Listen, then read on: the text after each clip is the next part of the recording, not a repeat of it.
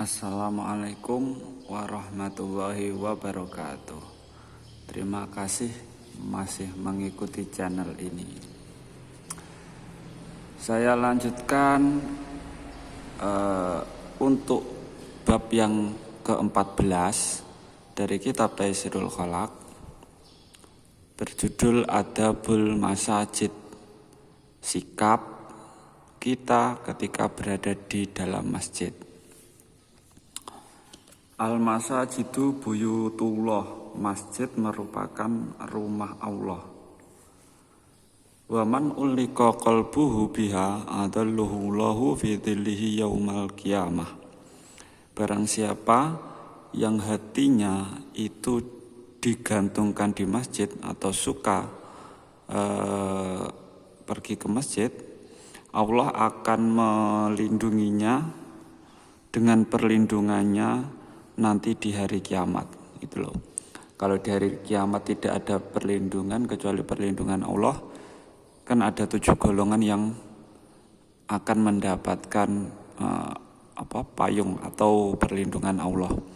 Di mana di hari kiamat itu matahari sedekat, diibaratkan sedekat 1 kilan itu, 1 hasta tangan itu. Nah, salah satunya orang yang mendapatkan perlindungan Allah Subhanahu wa ta'ala adalah orang yang hatinya digantungkan masjid atau suka datang ke masjid. Kama qala fil hadis, seperti keterangan yang ada di dalam hadis. Fayutlabul masyu ilaiha bistiyakin ma'asakinati wal waqar. Nah, pergilah ke masjid, ketika kita pergi ke masjid, pergilah dengan rajin atau bersungguh-sungguh dan juga tenang, tidak bermalas-malasan. Wa dukhuluha bil yumna ma'a tantifi na'laihi kharijaha. Dan masuklah ke masjid menggunakan kaki kanan dulu dan lepaskanlah alas kakimu di luar masjid. Jangan dibawa ke dalam masjid, enggak boleh membawa alas kaki di dalam masjid. Wa qauluhu inda dukhuli, dan berdoalah ketika masuk masjid, Allahumma ftahli abwaba rahmatik. Ya Allah, bukakanlah pintu-pintu rahmatmu. Itu doa di dalam masjid. Allahumma ftahli abwaba rahmatik, ya Allah, bukakanlah untukku pintu-pintu rahmatmu. Wa ada'u tahiyatal masjid, setelah kita berada di dalam masjid, kita disunahkan untuk sholat tahiyatal masjid. Tahiyat itu penghormatan, itu sholat sunnah 2 rakaat.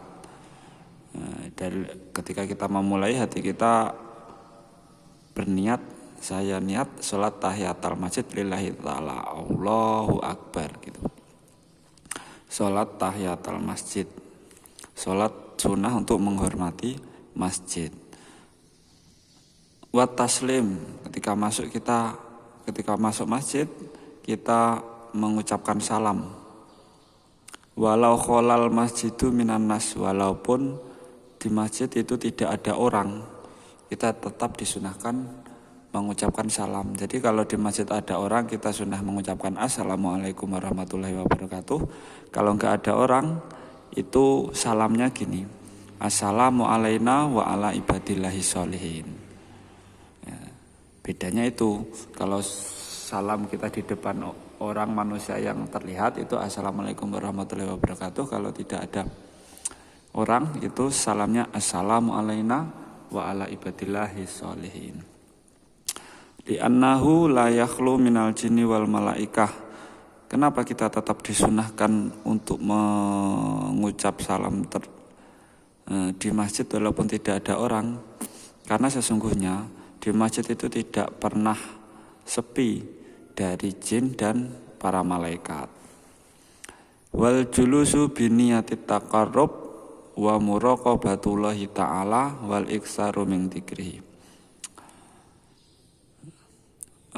Dan kita duduk dengan niat takarub. Takarub itu adalah niat mendekatkan diri kepada Allah. Ketika kita mau sholat jamaah adzan, kita datang ke masjid, kita sudah sholat sunnah, kita sudah salam, lalu duduk menunggu jamaah, duduk dengan niat takarub. Kalau biasanya itu kesenannya iktikaf. Takarub itu adalah mendekatkan diri pada Allah Subhanahu wa Ta'ala. Saya niat takarub lillahi ta'ala, gitu sudah hasil, kita sudah mendapatkan pahala takarub ilallah. Wa muraqabatullahi ta'ala wal iksaru min dzikrihi, dan kita memperhatikan atau khusyuk mendekatkan diri kepada Allah dan mengingat Allah dan zikir pada Allah. Bisa zikir subhanallah, alhamdulillah, la ilaha illallah, ataupun Allahu akbar, ataupun yang lainnya. Sibukkanlah diri kita ketika di dalam masjid dengan takarub ilallah, mendekatkan diri pada Allah dan zikir pada Allah Subhanahu wa Ta'ala. Ketika ada masalah ya keluhkanlah semua pada Allah Subhanahu wa Ta'ala. Maksudnya mintalah pada Allah Subhanahu wa Ta'ala, karena Allah Subhanahu wa Ta'ala adalah zat yang maha menyelesaikan masalah. Wa habsun nafsi anis syahawat, dan jagalah dirimu, jagalah nafsumu, jagalah hatimu dari segala syahwat. Ketika kita di dalam masjid melihat sesuatu wanita cantik semisal, jagalah diri kita dari pandangan syahwat terhadap mereka. Kalau kita memang tertarik ya datangi dan lamar, enggak untuk dilirik-lirik ataupun digoda-goda.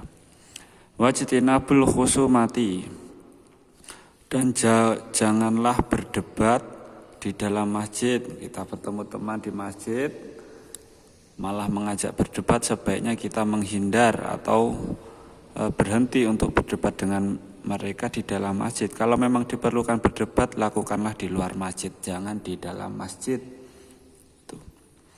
Wa alla yantakila mim makanihi illa li hajatin wa alla yangsida dolatan, dan jangan pergi dari tempatmu di dalam masjid kecuali karena butuh sekali, karena ada hajat, misal untuk kencing ataupun BAB pup, itu enggak apa-apa. Kalau kita sudah masih khusuk-khusuknya di dalam masjid, janganlah kita mudah untuk berpaling dari tempat kita, kecuali memang ada hajat yang benar-benar harus diselesaikan, ada kebutuhan yang memang benar-benar harus diselesaikan. Wa alla yang sidadolatan, dan jangan mencari sesuatu yang hilang di dalam masjid kecuali memang benar-benar penting. Kalau hal yang seperti itu lebih baik kita serahkan pada takmir masjid ataupun orang yang bertanggung jawab di masjid. Jangan kita cari sendiri barang hilang kita di dalam masjid, karena sangat tidak dianjurkan mencari barang hilang itu di dalam masjid. Wa alla yarfa'a sautahu bihadratil musallin, dan janganlah mengeraskan suaramu di depan orang-orang yang sedang sholat. Di dalam masjid banyak orang sholat, terus kita membuat keributan dengan mengeraskan suara, ataupun kita melakukan ngaji semisal di dalam masjid tapi kok malah mengeraskan suara sampai mengganggu. Kalau tidak mengganggu enggak apa-apa, tapi kalau sampai mengganggu orang lain itu enggak boleh. Jangan mengeraskan suara di depan orang yang sedang sholat. Selanjutnya wa ala yamura baina aidihim, dan jangan berjalan di depan orang yang sholat. Enggak boleh kita berjalan di depan orang yang sholat. Wa ala yastagila bisunatin, dan jangan sibuk sendiri dengan pekerjaan yang tidak ada kaitannya dengan ibadah ketika kita di dalam masjid. Jadi kita tidak boleh berjalan di depan orang yang sedang sholat kecuali memang ada pembatasnya, seperti orang tersebut sudah memakai sajadah ataupun ada pembatasnya. Jadi ketika ada orang yang sholat gimana? Semisal ada orang yang sholat, terus di depannya dia tidak memakai sejadah ataupun tidak ada pembatas di depannya. Kita sedang lewat semisal, nah ini kita harus memasang pembatas, entah itu bisa berupa lidi ataupun pokoknya sebagai pembatas. Kita letakkan di depan orang yang sholat, baru kita boleh lewat di depannya. Kalau tidak ada pembatas, itu tidak boleh lewat di depan orang yang sedang sholat. Gitu. Wa alla yakhudha fi kalami ahli dunia, dan janganlah ikut bercengkrama atau berbicara dengan orang-orang yang membahas masalah dunia. Jangan ikutan ngobrol dengan orang-orang yang membahas masalah dunia di dalam masjid. Kalau memang obrolan di dalam masjid itu tentang masalah akhirat atau untuk belajar ngaji di dalam masjid, itu enggak mengapa. Tapi kalau dia mengajak untuk berbicara atau ngobrol masalah dunia, janganlah kita ikuti. Karena ada ancaman dalam hadis ketika seseorang sedang berbicara masalah dunia di dalam masjid. Enggak boleh. Liya selama minal wa'idil warid fi qaulin Nabi sallallahu alaihi wasallam. Agar kita selamat dari pengancam yang datang dari yang diambil dari hadis Nabi Muhammad sallallahu alaihi wasallam. Bunyinya gini. Ya'ti fi akhir zaman nasun min ummati ya'tunal masajid yaq'uduna fiha halakon. Akan datang di akhir zaman itu orang-orang dari umatku yang mana mereka datang ke masjid. Sebenarnya mereka datang ke masjid dan mereka duduk di dalam masjid, datang duduk di masjid dengan bergerombol. Wah, banyak kan gitu. Tetapi apa? Jadi kuruhumud dunya wa hubud dunya la tujalisuhum.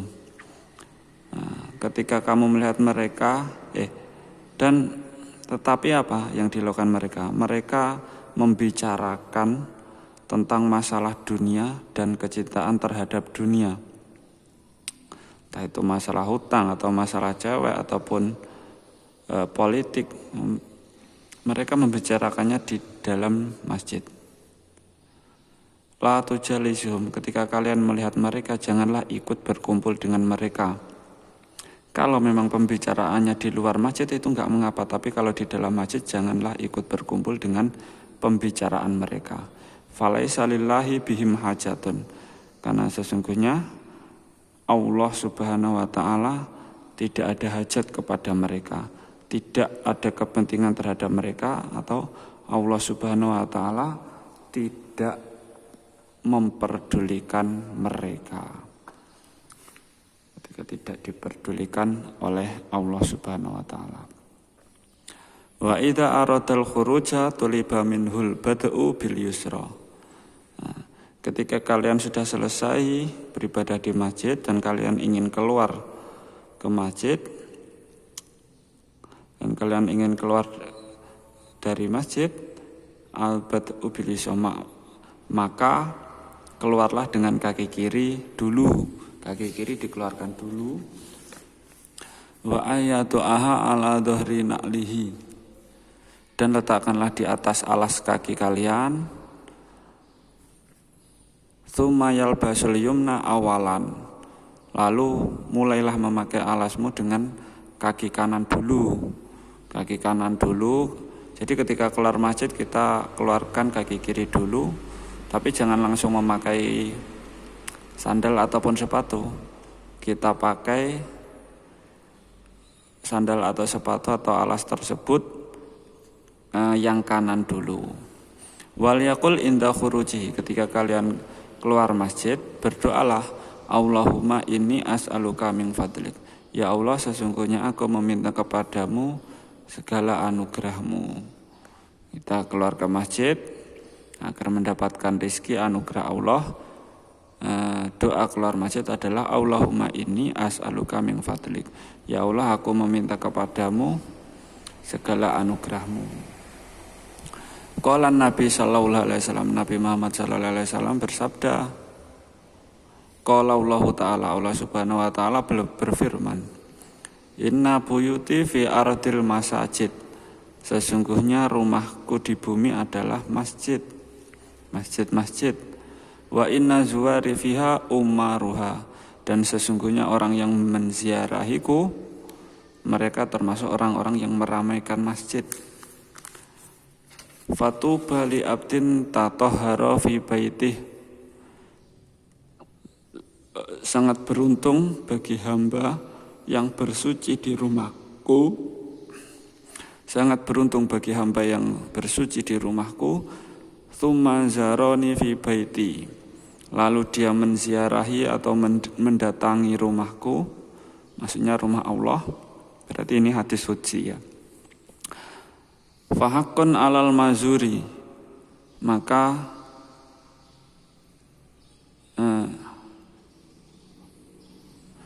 Maka berhak bagi orang yang diziarahi, maksudnya Allah Subhanahu wa taala. Maka hak bagi zat yang diziarahi, maksudnya Allah Subhanahu wa taala, zat yang didatangi, ayu kerima zairuhu, memuliakan tamunya. Bagi sebagai tamu Allah, kita berhak mendapatkan sesuatu kemuliaan yang difirmankan oleh Allah Subhanahu wa taala. Di Allah Subhanahu wa taala sebagai zat yang diziarahi atau yang didatangi itu berhak untuk memuliakan tamunya, yaitu kita sebagai tamu Allah di rumahnya. Wa an Anasin radhiyallahu anhu, dari hadis dari sahabat Anas radhiyallahu anhu, man asroja fi masjidin sirojan lam tazalil malaikah wa hamalatul arsy tastaghfiru lahu ma dama fi dzalikal masajidi tu'uh. Barang siapa di masjid, di dalam masjid menyalakan penerang, bisa lampu ataupun kalau zaman dulu itu obor ya. Kalau sekarang kan lampu. Barang siapa menyalakan penerang atau lampu di dalam masjid, lam tazalil malaikatu wa hamalatul arsy tastaghfirullah. Tidak henti-hentinya para malaikat dan malaikat yang menyangga arsy itu memintakan ampun kepada orang tersebut yang menyalakan lampu. Madama fi dzalikal masajid dau'uh, selama penerang atau sinar lampu tersebut yang ada di dalam masjid itu belum redup atau belum dimatikan penerangnya. Jadi selama semisal sudah masuk waktu maghrib dan kita memiliki tugas untuk menyalakan lampu di dalam masjid, jadi selama lampu tersebut belum dipadamkan di pagi hari, selama itu pula para malaikat dan malaikat penyangga aras itu mendoakan ampunan kepada kita, memintakan ampunan kepada Allah terhadap kita. Jadi untuk bab yang ke-14 yaitu sikap kita ke masjid, sekian dulu. Kalau ada kurang lebihnya minta maaf. Sekira video ini bermanfaat silahkan share. Jangan lupa subscribe dan like. Ada kurang lebihnya minta maaf. Kalau ada kurangnya itu semua dari saya. Kalau ada lebihnya itu semua adalah dari Allah Subhanahu wa taala. Wassalamualaikum warahmatullahi wabarakatuh.